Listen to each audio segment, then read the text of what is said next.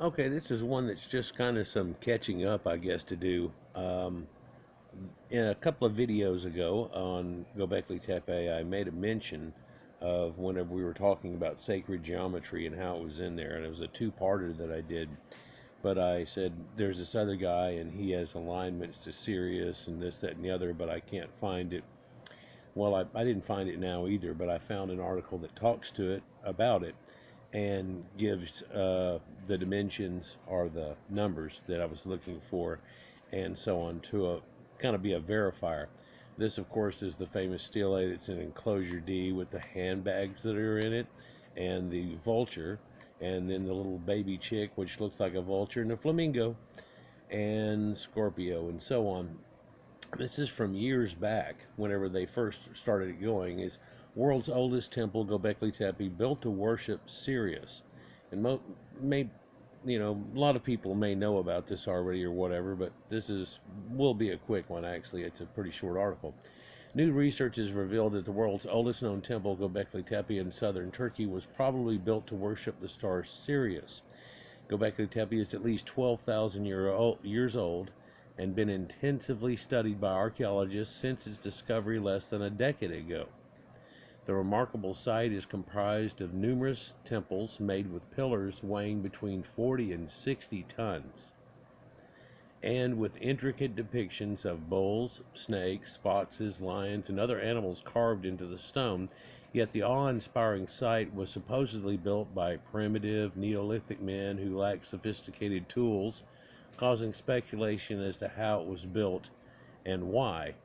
And there's been a couple of guys now to come up, but I just don't know how credible they are, and said that basically if they didn't have at least bronze going on, that they couldn't have even done what they did with their intricate work. And they would have had bronze and having to make a spike type thing, like a chisel, to be able to do it to get the intricateness. There's no way you can take a little ball of rock and do it, and diorite and things like that. By the way, in Egypt, they've got those diorite balls, and they've got this piece of the pink as one granite that's out there, and it was a square at one time, kind of eroded a little bit. And 50, almost 60 years ago now, they've set people out there with a couple of those balls, and they say, well, here's how they did it. People have worked on that forever, and I think they were trying to make a sphinx out of it or whatever, so they worked all on the middle and the back of it more, and it's got a slight sway to it, and they've been working on to it for 50 years. One of the videos I saw showing one of the famous guys that helps people out there, and the dude's over there cracking on balls and stuff and everything for a while, and he's like, hey, I rubbed off a little da-da-da, and he's like, yeah, how long until you get it to, at least this leg looking to like a leg? And the guy's like, man, at this rate, it's gonna be years. It'd be a year. Maybe if they had a few people all working on it all together and this type of stuff. He starts working again and starts really pounding away at this little ridge he's got going on, and 5 or 6 hits into it, he destroys the diorite ball. And there's a question too: how do you make the diorite ball smooth? You'd have to have another ball that would be out of a harder material, wouldn't you? So it gets to be a question that gets to be unanswerable, and they just want to walk away from it usually. Giulio Magli, an astronomer at the Polytechnic University of Milan in Italy, looked at the night sky for an answer to the latter question. After all, the arrangement of the pillars at Stonehenge in the UK suggests it could have been built as an astronomical observatory, maybe even to worship the moon. And what people have found out is that not only does it worship the sun where it goes and its solstices, but also the major point of the moon. For the Stonehenge, the site in Germany with the circle around it that I've talked about recently, and Arkham, all seem to be on this exact parallel that only has a couple of thousand yards on either side that it could be. But on this exact parallel is where the moon travels across in its widest spans that it goes in per year, basically. Think about it this way: the earth is round, and so it spins around the earth, but it kind of goes left and it kind of goes right and it kind of goes left, and the farthest that it goes here is at that 41st degree parallel, and that's where they built these at. And so, hey, there's, they have a lot more going on with this. Hey, just put up some rocks in a circle. It's not what's going on at all. And as it envelops, more and more things are getting known, but a lot of people aren't acknowledging it and carrying it to the next level. Some people are, and then they're looked at as being heretics and all kinds of things. But it does moon cycles. Farthest it goes here, farthest it goes there. And while it's saying the sun is here during a solstice, also moon should be here or here or here and things like that. And it seems like it has more alignments than they even originally even thought. It's like some 28 alignments now, and some of these alignments are caught from different angles too, where you can get the same verifier from there through there or here through there at the same time. So and I think there's like 5 of those or something. So it's gotten up there quite a bit from the original 4 that people used to talk about and so on. But you'll see that, still probably see that listed in books, and your children still get taught it. There's like 4 lines up, and it does the solstice and north, south, and east, west, and everything. And it's like, no, there's a lot more lined up, and the inner circle and the outer circle correspond with each other, and this whole thing, it's this wheel deal going on. Maggie simulated what the sky would have looked like from Turkey when Gobekli Tepe was built. Over millennia, the positions of the stars change due to the Earth wobbling as it spins on its axis. It gets this precession deal, and it kind of goes like that, whereas actually true north would be versus magnetic north and so on. Anyhow, stars that are near the horizon will seem to rise and set at different points, and they can even disappear completely, only to reappear thousands of years later. Like during your night, you wouldn't be able to see certain constellations. They'd be going down as you would be going up, and slowly it would come backwards. It goes reverse. So it would slowly show itself and reveal it. Ooh, camera. The analysis revealed that the pillars of Gobekli Tepe appeared to have aligned with the rising of the dog star Sirius, which is the brightest star in our sky. Using existing maps of Gobekli Tepe and the satellite images of the region, Magley drew an imaginary line running between the parallel and to the 2 megaliths inside each enclosure. 3 of the excavated rings seemed to be aligned with the points on the horizon where Sirius would have risen at 9100 BC, 8750 BC, and 8300 BC respectively. And ironically, that kind of goes with it, where they figured out the oldest one is about here, and this one's about here and here and here, and they're only seem to be off by 100 years or so in a couple of these. But at the same state, the plus or minus on the radiocarbon dating given is 250 years or something like that. So they all fall between it pretty well, and that's what I was talking about, how it looks, it's all but verified, if you will. You can go there with it, I guess. So he proposes that a temple was built to follow the birth of this star, says Magley. You can imagine that the appearance of a new object in the sky could have even triggered a new religion.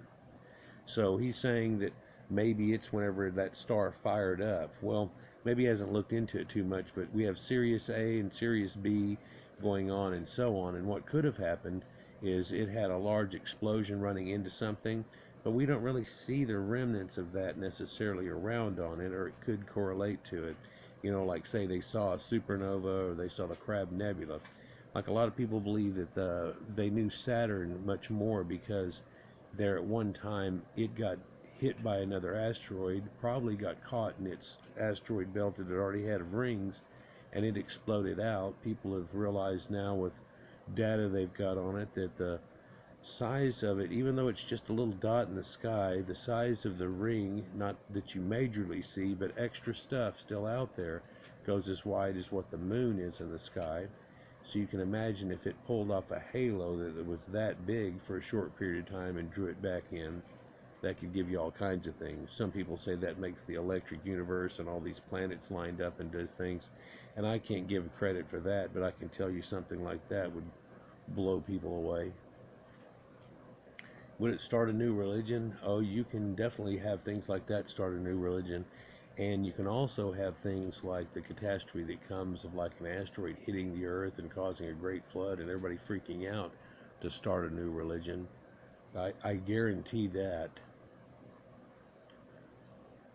Ding. The findings will be welcomed by the ancient astronaut theorist who maintained that because of the high level of skill that would have been required to build this ancient structure, Gobekli Tepe might have been built with the assistance of extraterrestrials. The finely chiseled columns and other features are believed to have only been possible with tools beyond the technology believed to be available to these ancient people, and in fact, no remains of tools have yet been found to show how it was constructed. And I think that's the end of it. While some may find this conclusion far-fetched, at the very least, Gobekli Tepe and other ancient monuments around the world point to an advanced knowledge of the cosmos and belief and reverence in life outside our earthly realm. And I agree with that, April, totally. But you know, it if we look at it with a rational mind, whenever they try to chisel out this stuff and these thin lines here, it's not going to be done with a rock. And you might be able to find pointed rocks and do flint work, which they had way back before now, and then take and try to scrape that in places. But this is whole bas relief and everything, and it just becomes an impossible adventure. Now, where's all their tools at? Well, it looks like they were smart enough not to leave their tools because they were still building stuff in this next one and this next one. And it looks like they went to a few other places around there and built it, and then to Catalhoyuk and on down through the Levant and into Egypt and so on. So, what what are you expecting to find too? Because if there was a piece of brass, then what you might find is some oxidized green area in the ground. And if there was iron, you'd find some orange area in the ground and rust. That's just about it, you know. Tell you a little story. Whenever I was a kid, uh,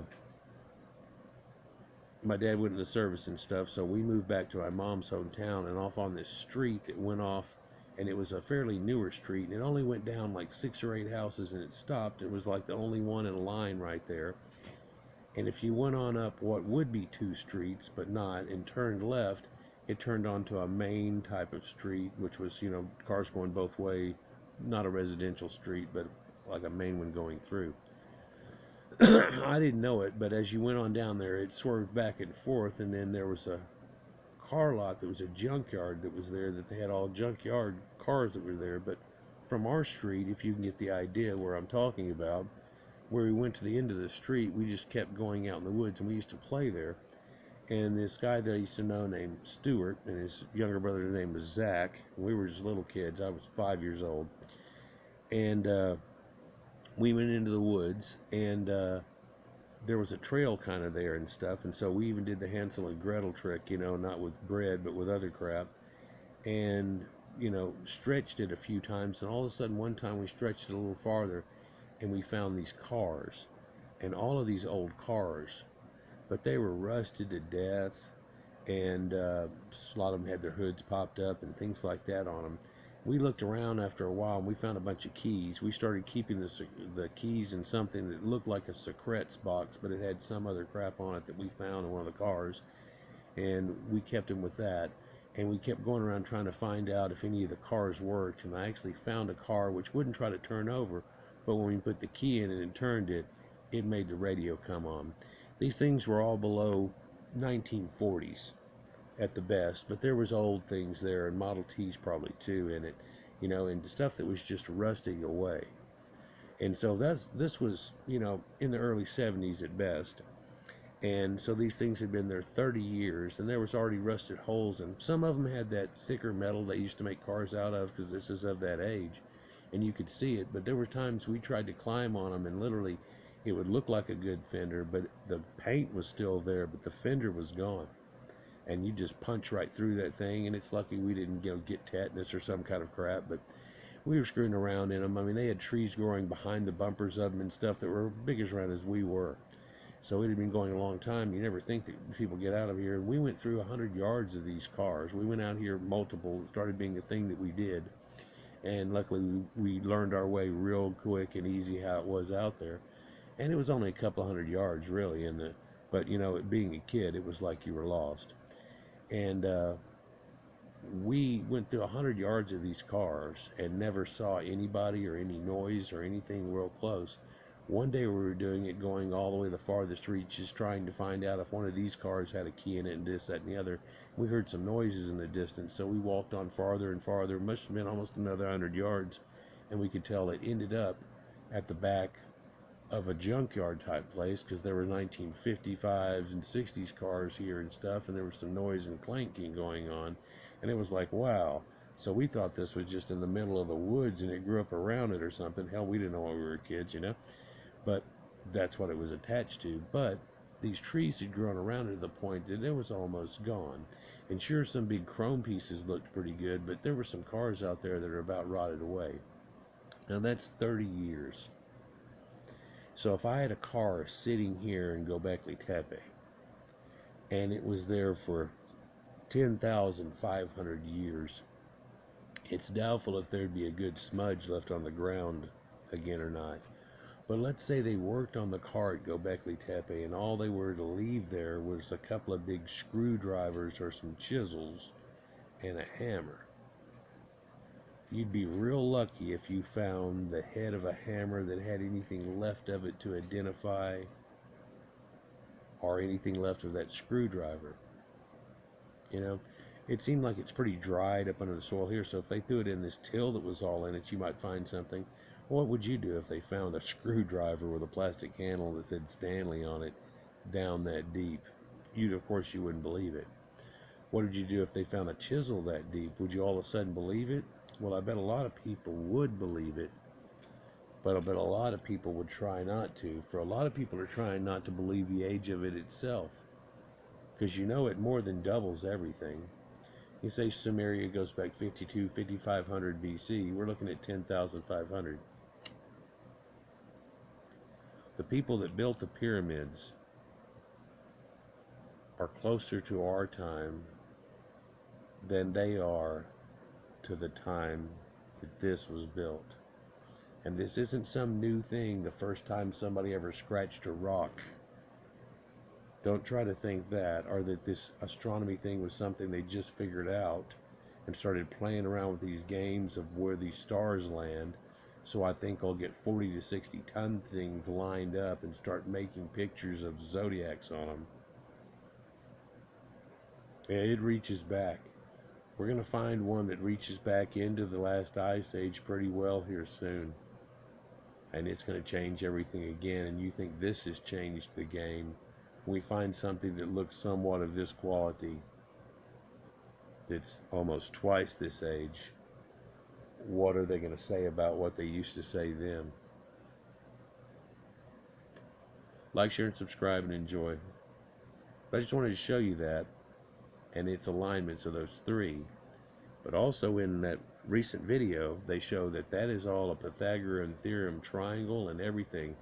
And so they laid it out. But what we're waiting to find out is, well, it looks like an astronomy thing. What all things does it point to? And you have to go back and see where the moon was setting at its maximums and things at 10,500 years ago. And the thing is, they've got to roll it around the date that each one of them is built at and figure out which ones go with it and so on. Take it easy, guys. We'll see you soon. More to come. Peace.